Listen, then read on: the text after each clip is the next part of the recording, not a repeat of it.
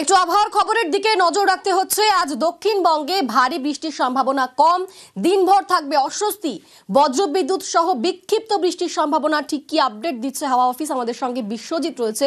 বিশ্বজিৎ, দক্ষিণবঙ্গের জন্য কি বলছে হাওয়া অফিস? আজ এবং আগামীকালের কিছুটা অংশ পর্যন্ত এই পরিস্থিতি থাকবে, অর্থাৎ ঘর্মাক্ত, ঘামে ভিজবে শরীর, আর্দ্রতাজনিত অস্বস্তি চরমে থাকবে। বিক্ষিপ্তভাবে বৃষ্টির সম্ভাবনা পশ্চিমের দিকের দু এক জেলাতে থাকবে, তবে বজ্রবিদ্যুৎ সহ হালকা বৃষ্টি সব জেলাতেই এক পশলা হতে পারে এমন সম্ভাবনাও থাকছে।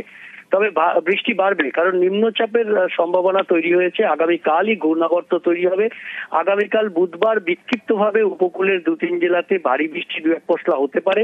তবে বৃহস্পতিবার থেকে একেবারে রবিবার পর্যন্ত ভারী থেকে অতি ভারী বৃষ্টি, এবং তার মধ্যে বৃহস্পতিবার এবং শুক্রবার নিম্নচাপের বৃষ্টি, অর্থাৎ কোথাও কোথাও একটানা বৃষ্টি বেশ কিছুক্ষণ।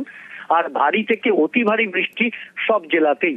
অতি ভারী বৃষ্টির সতর্কতা বেশি থাকবে দক্ষিণ চব্বিশ পরগনা, পূর্ব মেদিনীপুর, বাঁকুড়া, পুরুলিয়া, ঝাড়গ্রাম এই জেলাগুলিতে বেশি থাকবে, এবং বাকি কলকাতা সহ দক্ষিণবঙ্গের সব জেলাতেই বৃহস্পতিবার এবং শুক্রবার এই দুদিন ভারী বৃষ্টি বিক্ষিপ্তভাবে হতে পারে। ধন্যবাদ বিশ্বজিৎ। দক্ষিণবঙ্গের খবর জানলাম, এবার একটু উত্তরবঙ্গের আপডেট নজর রাখতে হচ্ছে। উত্তরবঙ্গে কিন্তু আজ বিক্ষিপ্ত বৃষ্টির পূর্বাভাস, হালকা থেকে মাঝারি বৃষ্টি হতে পারে এমনটাই পূর্বাভাস রয়েছে।